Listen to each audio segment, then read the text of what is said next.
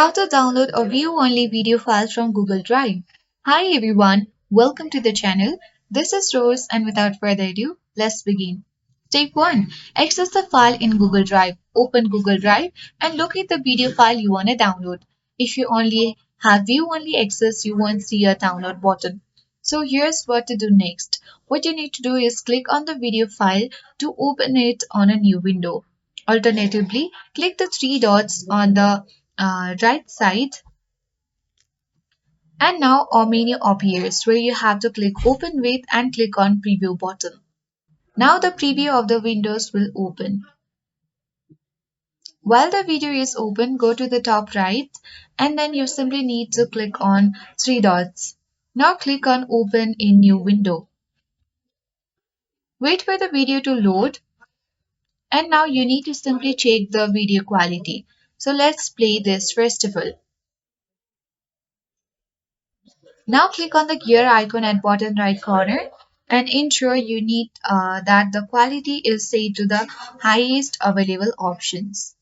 Also, you can use the developer tools, that is press F2 bell, or simply you can click on Ctrl Shift and I button.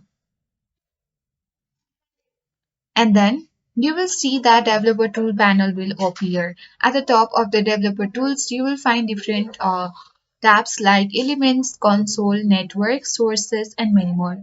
You simply need to click on the network tab. And now you have to go back to the video and then click on the play button. Then pause the video immediately. In the network tab, you need to look for the file labeled as playback or something similar. And this is the video stream file. As you can see, video playback. What you need to do is right click on the playback file and select open in new tab.